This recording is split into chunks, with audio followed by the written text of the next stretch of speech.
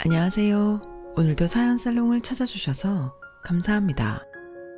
지옥 문 앞에서 유턴해 꽃길을 걷게 된 30대 여성입니다. 마음에 틈이 생기면 상대를 쉽게 믿게 되잖아요. 그래서 사기꾼들이 상처 입고 마음에 틈이 생긴 사람들을 주로 노린다고 하더군요. 3년 전 이맘때 저도 하마터면 그런 사기꾼 같은 놈에게 인생을 저당 잡힐 뻔했지 뭐예요. 다행히 지금은 새로운 사람을 만나 행복한 결혼 생활을 보내고 있지만 말이에요. 그런데 이제와 그리 유쾌하지도 않은 지난날을 꺼내는 이유는 얼마 전 대학 동기를 통해 들었던 한 남자의 근황 때문이에요. 그동안 결말이 나지 않은 소설을 읽은 것처럼 찜찜한 기분으로 살았는데 마침내 그 끝을 보게 되니 이쯤에서 그간의 일을 정리해보고 싶었거든요. 묵은 때를 벗겨내고 새로운 인생을 맞이하는 심정으로 말이죠. 저는 한부모 가정에서 자랐어요. 태어나던 순간부터 저에게는 아빠가 없었어요. 저에게는 엄마가 유일한 부모였거든요. 중학교에 들어가던 무렵 엄마는 제게 처음으로 아빠 얘기를 해주셨어요. 이전까지는 엄마도 저도 딱히 아빠에 대해 얘기를 꺼낸 적이 없었어요. 모르긴 해도 엄마는 제게 온전한 설명을 해주기 위해 때를 기다리셨을 거예요. 엄마 성격상 어린 딸에게 거짓말로 아빠의 존재를 미화해서 알리고 싶진 않았을 테니까요. 엄마가 아빠와 연애를 하던 시절 엄마는 당연히 아빠랑 결혼까지 이어질 줄 알았대요. 그래서 자신이 가진 모든 걸 아빠한테 쏟아부었다고 하더군요.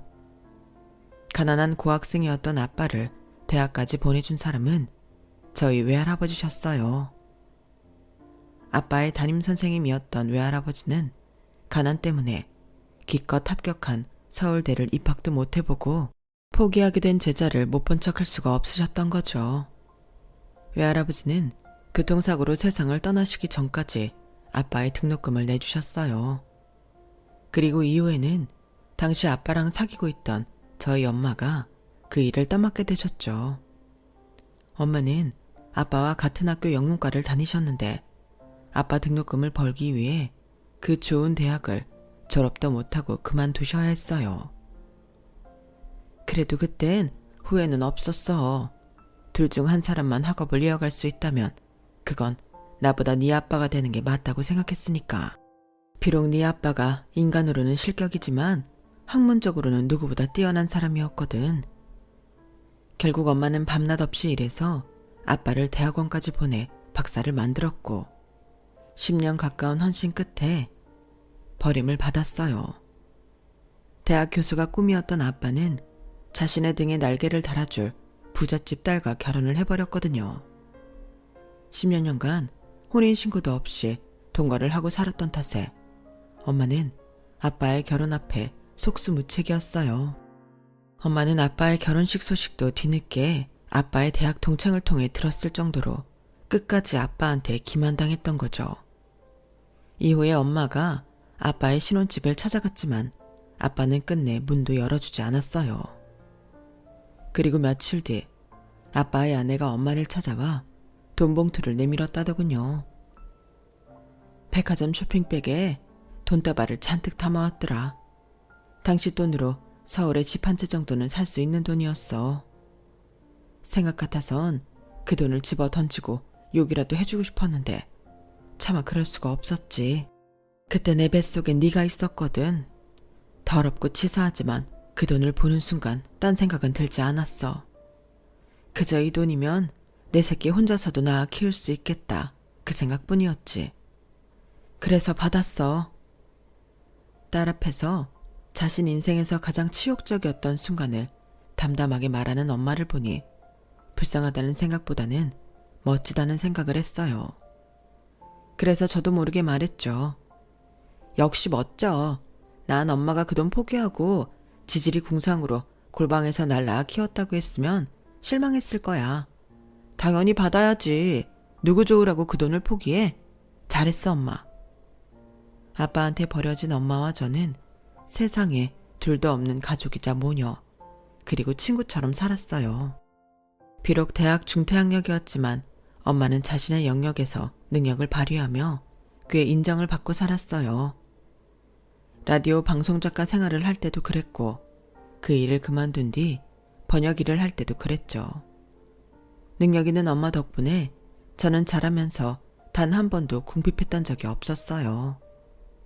게다가 엄마의 훌륭한 유전자를 받고 태어난 덕분에 학원 셔틀을 돌지 않았음에도 어렵지 않게 명문대에 입학할 수 있었죠. 아빠의 부재는 제 인생의 털끝만큼도 영향을 끼치지 못했어요. 적어도 그 일이 있기 전까지는요. 대학 졸업을 앞두고 당시 사귀던 남자친구와 함께 영국으로 유학을 떠날 준비를 하던 저는 청천벽력 같은 소리를 듣게 되었어요. 엄마가 암에 걸린 거예요. 종양이 양쪽 난소에 있었고 이미 원격 전이까지 이루어진 상태로 난소암 4기라고 하더군요. 난소암 4기의 생존율이 정확히 어느 정도 되는지는 몰랐지만 어떤 암이든 4기면 생존율이 극히 낮다는 것쯤은 미루어 짐작할 수 있었어요. 그 와중에도 엄마는 제게 흔들리지 말고 제 인생을 살라고 하셨어요. 죽고 사는 건 하늘에 달린 일이야. 네가 영국으로 갈 수 있는 좋은 기회를 포기하고 내 옆을 지키고 있다고 해서 내 병이 낫는 게 아니란 소리야. 엄마는 엄마 인생을 살 테니까 넌 네 인생을 살아. 우리에게 주어진 최선은 그거야. 엄마, 그걸 왜 엄마가 결정해? 엄마가 엄마 결정대로 나를 낳고 살았던 것처럼 나도 내 결정대로 엄마 곁에 있을 거야. 엄마는 그때 나 지우지 않고 낳았던 거 후회해? 아니잖아. 나도 마찬가지야. 그깟 영국 대학 안 가도 그만이야. 내 인생에서 소중한 건 학벌도 뭐도 아니고 엄마랑 조금 더 시간을 보내는 거라고. 그러니까 이번엔 엄마가 져줘. 지금 엄마가 해야 하는 건 날 밀어내는 게 아니라 어떻게든 버텨서 살아내는 거라고. 그렇게 저는 영국행을 포기했어요. 그 소식을 들은 남자친구가 병원까지 찾아왔더라고요. 가람아, 너 정말 영국 안 갈 거야? 그 대학 들어가려고 그렇게 노력을 해놓고 이렇게 쉽게 포기할 거냐고. 어머님 소식은 안타까워. 하지만 그래도 너는 네 인생 살아야 하잖아. 지금 당장은 내가 이런 말하는 거 야속할지 모르겠지만 널 위해서 난 이런 말을 할 수밖에 없어. 가람아, 우리 예정대로 영국 가자. 내가 이렇게 부탁할게. 미안하지만 난 그럴 수 없어. 나한테는 내 커리어보다 엄마가 소중하니까. 그리고 나 오빠 말 야속하게 생각 안 해. 오히려 고마워. 오빠는 내 자신보다 더 내 미래에 대해 신경 써주는 사람이잖아. 그런데 왜 야속하겠어? 그러니까 오빠 그 마음은 잘 받을게. 함께 유학 준비를 했던 시간들을 뒤로 한 채 저는 남자친구를 떠나보냈어요. 살아간에 누구도 입 밖으로 꺼내진 않았지만 내심 이별도 짐작하고 있었죠. 그렇게 저는 취업도 미뤄둔 채 본격적으로 엄마 간병을 시작했어요. 막연한 희망만 품은 채 기나긴 투병 생활이 이어졌어요. 정해진 기간도 없이 눈을 뜨면 시작돼서 눈을 감으면 끝나는 병원 생활은 엄마도 저도 지치게 만들었어요. 5년이라는 시간이 흐르는 동안 엄마는 자궁절제술을 비롯해 장기절제술까지 몇 차례의 수술을 받아야 했어요. 그와는 별도로 항암치료도 이어졌고요. 잘 웃고 농담도 잘하던 엄마는 긴 투병 생활로 심신이 많이 지친 상태라 말수도 많이 줄고 얼굴에서 웃음도 사라진 지 오래였죠. 저 역시 김병의 효자 없다고 순간순간 무너져 내렸어요. 엎친 데 덮친 격으로 8년 가까이 고정 수입 없이 수술비와 병원비, 그 외의 비용들은 감당하다 보니 살던 집도 옮기게 되었고 은행 대출이자 압박에 시달리게 된 거예요. 간병을 하는 틈틈이 번역 아르바이트도 하곤 했지만 그 돈으로는 턱도 없이 부족했어요. 이러다가는 엄마 치료도 중단하게 될 판이었죠. 그때 엄마의 절친이자 제가 평소 이모라고 부르는 정미 이모가 그러시더라고요. 가람아, 내가 곰곰이 생각해 봤는데 아무래도 이것밖에는 방법이 없을 것 같아. 네 엄마가 알면 날 죽이려 들겠지만 어쩌겠니? 난 내 친구랑 친구 딸 살리는 게 더 급하니 말이야. 말머리만 꺼내놓고 쉽게 말을 잇지 못하던 정미 이모는 한숨을 푹 쉬고는 말을 이어갔어요. 너 네 아빠에 대해 들은 적 있지? 그 인간 서울에 있다더라. 대학 동기들 통해 들어보니 땡땡 대학 인문학부 학부장으로 있다고. 지 딸 결혼 앞두고 대학 동기들한테 청첩장 뿌려댔던 모양이야. 개놈의 새끼. 누군 지 때문에 평생 고생만 하다가 병까지 걸려 저고생을 하는데 벌을 받아도 시원찮을 놈이 멀쩡히 대학 교수로 살아? 귀신들은 뭐 하나 몰라. 저런 놈 안 잡아가고. 암튼 처가덕에 재산도 꽤 되고 자기 지위도 있으니 제 주머니에도 돈은 꽤 있을 거야. 너한테 이런 짐 떠맡겨서 미안하지만 네가 그 인간 찾아가서 얘기 좀 해봐. 당장 병원비도 못 낼 상황인데 창피한 게 대수겠니? 혼자 못 가겠으면 이모가 같이 가줄게. 사실 저도 아빠를 찾아가 부탁을 해볼까 하는 생각을 안 했던 건 아니었어요. 사람이 빚에 쪼들리고 궁지에 몰리다 보니 자존심도 사치처럼 느껴질 정도였으니까요. 하지만 당장 어디 사는지도 모르는 아빠를 찾아갈 엄두가 나지 않았어요. 아빠는 내 존재조차 알지 못할 테니까요. 그런데 이모가 이렇게 나서서 등을 밀어주니까 눈 딱 감고 찾아가 보자는 생각이 들었어요. 그래서 난생 처음으로 아빠를 만나서 땡땡대학 교수실로 갔어요. 처음 보는 아빠의 얼굴은 이상하게도 낯설지 않았어요. 아마도 내 얼굴에 아빠의 흔적이 많이 남아있기 때문일 테죠. 30년 가까이 생사조차 몰랐던 딸이 나타나자 아빠는 무척 당황하더라고요. 처음엔 부정도 하더니 제 얼굴을 찬찬히 훑어보시고는 체념한 듯 한숨을 쉬셨어요. 사실 그때까지만 해도 아빠 앞에서 돈 얘기를 꺼내는 게 망설여졌어요. 그래서 애꿎은 찻잔만 만지작거리고 있었는데 아빠가 먼저 돈 얘기를 꺼내더라고요. 그래서 날 찾아온 이유가 돈이니? 그거 외엔 네가 날 찾아올 이유가 없잖니. 참, 어째 네 엄마가 그동안 연락 한 번 없이 조용히 산다 했더니 내 와이프가 준 돈 다 털어먹고 나니까 돈줄 생각난 모양이구나. 그래, 네 엄마가 널 여기 보내면서 얼마 받아오라고 그러디? 1억? 2억? 그런데 말이다. 나한테서 돈을 뜯어가려면 적어도 날 위협할 만한 카드 한 장은 있어야 하는 거 아니니? 설마 네 존재 자체로 나한테 위협이 된다고 생각하는 건 아니지? 이미 내 아내는 결혼 전에 내가 네 엄마랑 동거했던 걸 알고 있어. 모르긴 해도 네 존재도 일찌감치 파악하고 있었을 거다. 그러니 네 존재만으로는 내 인생에 위협이 안 돼. 안 됐구나. 용기 내서 찾아왔을 텐데 빈손으로 돌아가게 돼서. 그래도 내 핏줄이라니 용돈 정도는 보내주마. 계좌번호 적어놓고 가라. 잠시나마 아빠라는 사람을 만나 감상에 빠져있던 저는 그 말에 정신이 확 들었어요. 정미 이모 말대로 내 앞에 이 남자는 개새끼가 분명하더라고요. 수십 년 만에 찾아온 자기 딸을 적선하러 온 거지 보듯 하는 사람이 무슨 아빠겠어요. 그래서 받은 대로 받아쳐 주었죠. 따님 결혼한다는 소식 들었어요. 청첩장을 많이도 뿌리셨더라고요. 저한테도 한 장 있는데 시간 내서 찾아가려고요.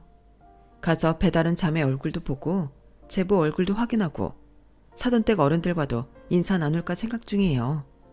저 아빠 딸이니까 그럴 자격 있잖아요. 그쪽에서 절 두고 누구냐고 물으시면 뭐 거짓말할 생각은 없어요. 아빠한테 저는 위협도 안 되는 카드일 뿐이니까요. 그쵸? 순간 방금 전까지 여유로운 표정이었던 아빠의 얼굴이 사납게 구겨졌어요.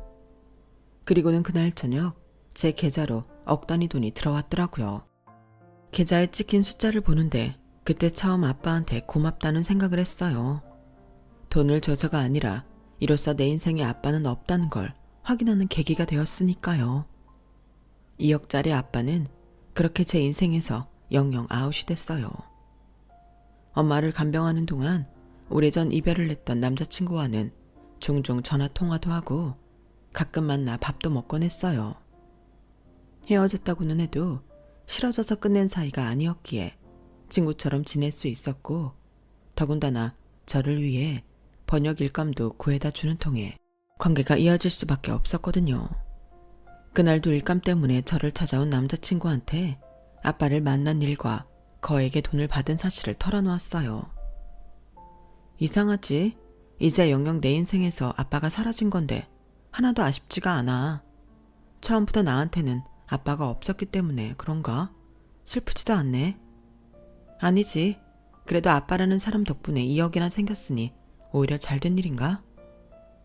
허탈한 마음에 씁쓸하게 웃는데 남자친구가 제 손을 잡아주었어요. 아무 말 없이 제 손을 꼭 잡아주는 남자친구를 보는데 나도 모르게 눈물이 나더라고요. 내가 아빠한테 원했던 건 어쩌면 돈이 아니라 이런 위로가 아니었을까 하는 생각이 들었거든요. 엄마는 왜 이런 남자를 만나지 못하고 그런 남자를 만나 배신까지 당했을까 생각하니 안 됐다는 생각이 들었어요. 그러면서 한편으론 지금 내 손을 잡고 있는 이 남자가 신기하게 느껴졌어요. 세상에 나 말고도 여자는 많은데 왜 내 곁에 남아있는 걸까 하고요. 어쩌면 일찌감치 연인 사이를 끝냈기 때문에 관계가 길게 이어졌던 건지도 모르겠다 싶었죠. 남자친구는 저를 볼 때마다 안타까워 어쩔 줄 몰라 하는 것 같았어요. 한때 함께 미래를 설계했던 사이에서 지금은 너무도 다른 길을 가고 있는 게 못내 아쉬운지 미련 가득한 눈빛으로 돌아서곤 하더군요. 남자친구를 만나고 올 때마다 그런 생각이 들었어요. 아빠라는 사람조차 모질게도 나를 끊어냈는데 따지고 보면 나와 아무 상관없는 이 남자는 도대체 왜 나한테 이렇게 잘해주는 걸까? 남자친구에 대한 고마움은 시간이 지날수록 깊어졌고 그럴수록 그 사람한테 심적으로 기대게 되었어요. 8년간의 투병 생활에도 불구하고 엄마가 결국 세상을 떠나셨을 땐 남자친구가 제 유일한 버팀목이 되어주었죠. 남자친구는 장례식 내내 제 곁을 지켜주었어요. 경황이 없는 저를 대신해 손님도 맞아주고 장례 일정도 꼼꼼히 챙겨주었죠. 그렇게 장례를 치르고 한동안 집안에 틀어박혀 시체처럼 지내는 저를 일으켜준 것도 남자친구였어요. 자기 일도 바쁠 텐데 매일같이 찾아와 밥을 먹이고 주말에는 아예 우리 집에서 지내며 청소도 해주고 저를 끌고 근처 공원으로 산책도 나가주었어요. 엄마를 떠나보내고 살아갈 의미를 잃었던 저는 그런 남자친구의 헌신 덕분에 다시 자리를 털고 일어날 수 있었죠. 엄마 49제가 지난 어느 날 남자친구가 집으로 찾아왔더라고요. 평소에도 자주 찾아오곤 해서 남자친구의 방문이 별다른 건 없었지만 그날은 유독 할 말이 있는 사람처럼 우물쭈물 하더라고요. 그러더니 작은 상자 하나를 내밀며 그러는 거예요. 가람아, 우리 결혼하자. 어머님 보내드린 지 얼마 안 된 상황에 청혼을 하는 게 좀 그렇지만 나 너 혼자 외롭게 둘 수 없어. 우리 만난 지 10년이야. 그동안 나한테는 너밖에 없었어. 지금도 그렇고 앞으로도 그럴 거야. 다른 건 몰라도 난 너희 아빠가 그랬던 것처럼 널 외롭게 하지는 않을게. 그러니까 나랑 결혼해줘. 엄마 간병을 하며 살아온 8년 동안 내 인생에 결혼은 없었어요. 남들처럼 평범하게 가정을 이루고 사는 건 내게 허락되지 않은 일종의 사치처럼 느껴졌으니까요. 그런데 그 긴 시간 동안 내 곁을 맴돌면서 나를 지탱해준 이 남자가 청혼을 하니까 이제야 나도 평범하게 살 수 있을 것 같다는 희망이 생기더라고요. 한편으로는 내가 너무 모자란 사람인 것 같아 이 사람 손을 잡아도 될까 걱정이 됐지만 그보다는 행복해지고 싶다는 욕망이 더 강해서 덥석 손을 잡아버렸어요. 제 결혼 소식을 들은 정미 이모는 눈물까지 글썽이며 좋아하시더라고요. 엄마 떠나보내고 혹여 제가 잘못된 생각이라도 하면 어쩌나 걱정했는데 이렇게 든든한 사람이 곁에 있다니 이제 안심이 된다며 엄마 대신 혼수 준비로 도와주시고 결혼식 날 혼주 자리에도 앉아주시겠다고 했어요.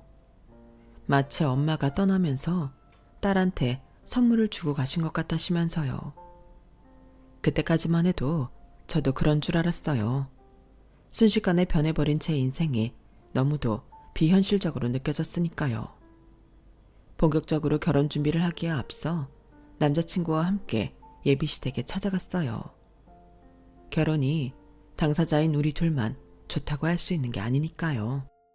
이미 남자친구를 통해서 제 사정을 전해들으신 예비 시부모님은 그동안 고생 많았다며 따뜻하게 저를 맞아주셨어요. 그동안 세상에 엄마와 나 단 둘밖에 없는 것처럼 알고 살았던 저로서는 예비 시부모님의 환대가 그렇게 고마울 수가 없더라고요. 아버님께서는 제가 모친상을 당한 지 얼마 안 됐는데 바로 결혼식을 하는 건 도리가 아닌 것 같다며 1년 정도 시간을 두고 식을 올리는 게 좋겠다고 하셨어요. 저도 당장 결혼식을 올리기보다는 취직이 급했기 때문에 다행이다 생각했어요. 대학을 졸업한 지도 8년이 지난 상황이라 취업이 쉽지는 않았어요. 그동안 쌓은 경력이라곤 간병일과 아르바이트로 했던 번역일 정도였으니까요. 정식 간병인이 될 생각이 아니라면 제가 택할 수 있는 일은 번역일 뿐이었어요. 그래서 출판에 입사 지원을 했는데 나이에도 불구하고 운 좋게 합격할 수 있었죠. 30이 넘은 나이에 신입딱지를 달고 회사 생활을 하려니 이래저래 눈치 보이는 일이 한두 가지가 아니더라고요. 제 사수만 해도 저보다 4살이나 어린 친구라서 저를 대하는 걸 불편해했어요. 저와 함께 입사한 신입들도 나이 많은 저를 불편해하기 마찬가지였죠. 그래서 본의 아니게 회사 내에서 외톨이 생활을 하게 되었어요. 그러던 중에 한동안 외국에 나가 있던 분이 새로운 팀장님으로 오게 되었는데 뜻밖에도 그분이 저희 엄마를 알고 계시더라고요. 내가 전에 있던 출판사에서 갓입사했을 때 맡았던 외국소설 번역가가 가람씨 어머님이었어요. 문장도 좋으시고 무엇보다 사측 의도를 잘 파악하고 계셔서 제가 도움을 많이 받았었죠. 몸이 안 좋으시다는 소식은 들었는데 내가 외국에 나가 있느라 소식이 끊겨서 부고는 듣지 못했어요. 알고 보니 엄마가 마지막으로 번역했던 작품 담당이 팀장님이셨더라고요. 신기하네요. 함께 일했던 분 따님이랑 직장 동료로 만나게 되다니. 힘든 일 있으면 언제든 말해요. 가람씨 어머님께 도움 받았던 것도 있고 내가 은혜를 모르는 척하는 인간은 아니거든요. 엄마와의 인연 덕분에 팀장님은 사내 외톨이였던 제게 많은 도움을 주셨어요. 게다가 일적으로도 실력이 좋은 분이라서 많이 배울 수도 있었고요. 그렇게 조금씩 회사에도 적응을 해나가기 시작했고 남자친구와 연애도 무탈하게 진행되었어요. 그러던 어느 날이었죠. 오랜만에 대학 동기들을 만나 술자리를 갖게 되었는데 동기 녀석 중 하나가 제 남자친구 얘기를 하는 거예요. 아직 미처 동기들 앞에서 우리가 다시 만나고 있다는 말을 하지 않은 탓에 가시방석에 앉은 것 마냥 불편하게 그 얘기를 듣고 있었죠. 니들 그 소식 들었냐? 지은 선배 곧 결혼할 건가 봐. 영국 유학 가서 사귀던 여자랑? 동기들은 제가 선배랑 사귄 걸 모르고 있어서 저는 별 말 없이 얘기를 듣고 있었어요. 그 여자랑은 끝난 지 오래됐지. 그 선배가 연애사가 좀 화려하냐? 내가 아는 것만 해도 제대하고 복학해서 만났던 여자만 한둘이 아니야. 유학 가서 사귄 여자가 셋인가? 외국인도 있었잖아. 니들도 알다시피 몇 달 전에 파혼도 했었고 말이야. 그것도 여자 문제였지 아마? 야, 어떤 여자가 그 선배랑 결혼한지 몰라도 그 선배 연애사 알면 절대 결혼할 생각 못할 거다. 그 선배가 문어발 연애로 유명하잖아. 동기 말을 들으니 갑자기 머릿속이 복잡해지더라고요. 물론 8년이라는 시간 동안 여자친구 한 번 안 사귀고 저를 기다렸을 거라고는 생각 안 했어요. 그래도 동기 말처럼 그렇게 난잡하게 살아왔는지는 몰랐어요. 게다가 몇 달 전에 여자 문제로 파혼까지 했다는 건 더더욱이요. 혹시 나 때문이 아닌가 걱정이 됐거든요. 선배랑 정식으로 사귀기 시작한 게 그쯤이니까요. 지훈 선배가 여자 문제 때문에 파혼까지 당했어? 어떤 문제였는데? 쿵쾅거리는 심장을 애써 달래며 동기한테 물었어요. 그랬더니 정확히는 여자랑 돈 문제였어. 사귀던 여자한테 돈을 많이 빌렸었던 모양이야. 그 놈이 주식하다가 돈을 좀 많이 물렸거든. 그래놓곤 몰래 선봐서 돈 많은 집 여자랑 낼름 결혼하려고 하니까 사귀던 여자가 빡친 거지. 선본 여자랑 데이트하는데 쫓아가서 뒤집어 엎었대. 그 일로 결혼은 쪽나고 사귀던 여자한테 돈 갚아주느라 여기저기서 빚도 깨졌을걸? 그 난리를 친 게 얼마나 됐다고 결혼한다고 그러는 거 보면 돈이 꽤 있는 여자 물은 모양이야. 순간 손끝이 바르르 떨렸어요. 내가 아는 선배가 아닌 것 같았거든요. 거기다 하는 행동이 마치 저희 아빠가 엄마한테 한 행동과 너무 비슷해서 덜컥 겁이 나더라고요. 딸은 엄마 팔자 담는다는 말이 불현듯 떠올랐거든요. 그날 이후 한동안 동기한테 들은 말이 머릿속에서 떠나지 않았어요. 이 남자가 왜 나랑 결혼하겠다고 한 걸까? 혹시 지금 나 이외에 다른 사람을 만나고 있는 걸까? 끝도 없이 이어지는 의문에 일도 제대로 손에 잡히지 않더라고요. 그래서 회사에서 안 하던 실수까지 하고 말았죠.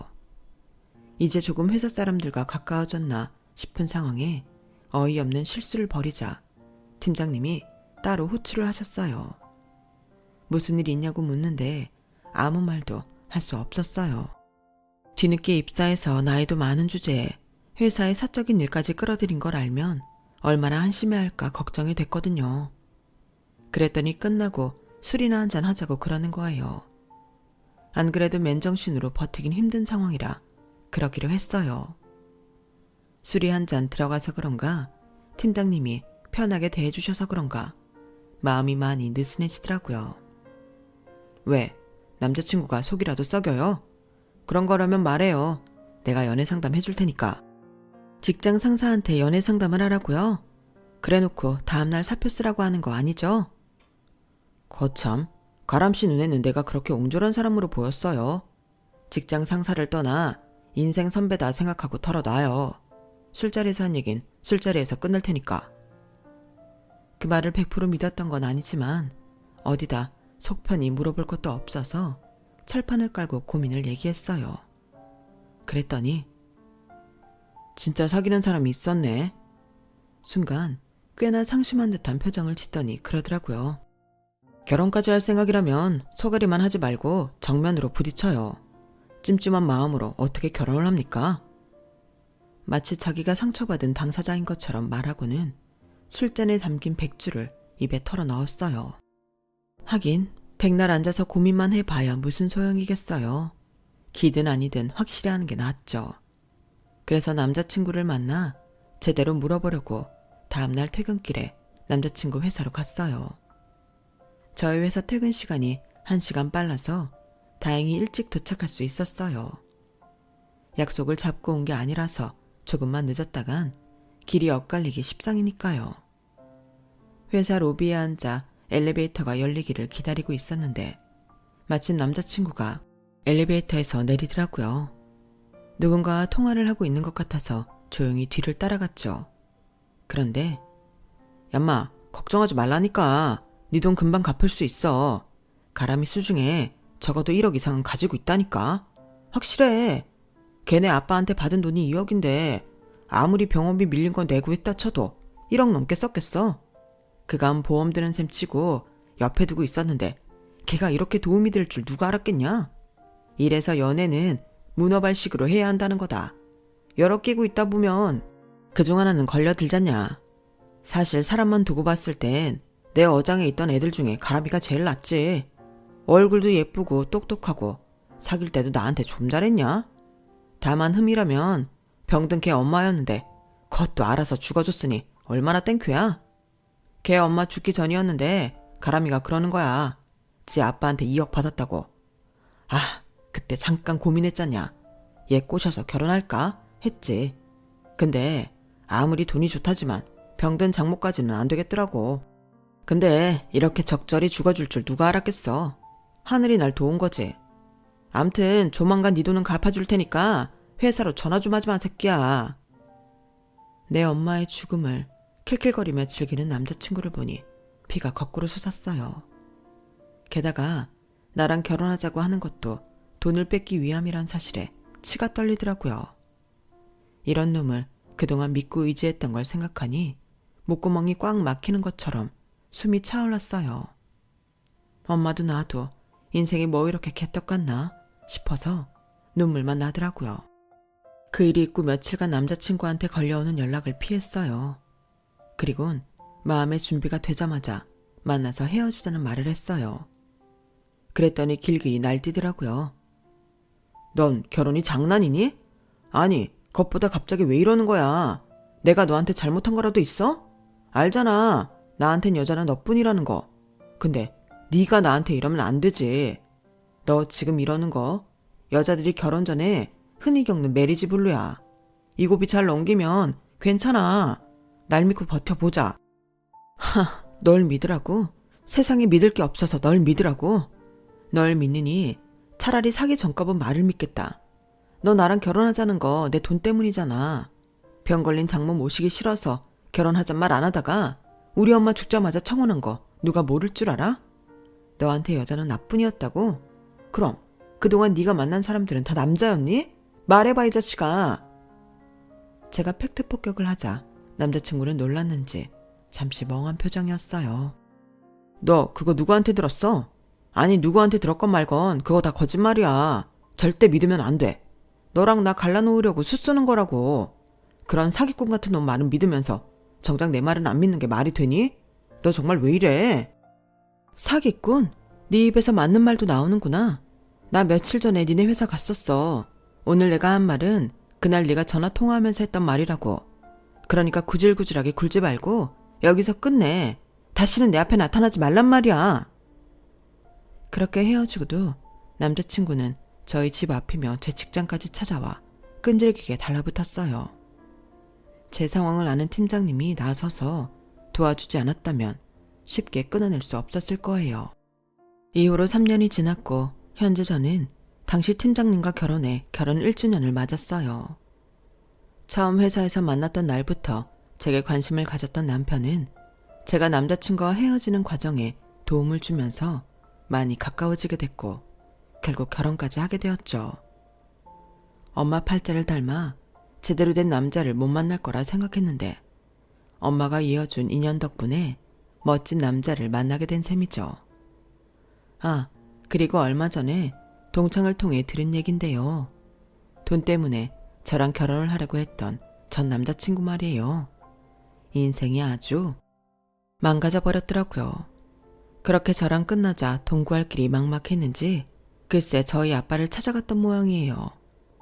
저랑 부녀지간인 거 폭로하겠다고 협박을 하며 돈을 뜯어내려다 오히려 고소를 당해 벌금형을 받았다고 하더라고요. 그렇게 끝났으면 돈만 잃고 끝났을 일이지만 나쁜 놈 위에 나쁜 놈 있다고 끝내 진흙탕 싸움을 시작한 거예요. 저희 아빠가 우리 모녀를 버린 사실을 학교 홈피 게시판에 올렸다가 개싸움이 나고 만 거죠.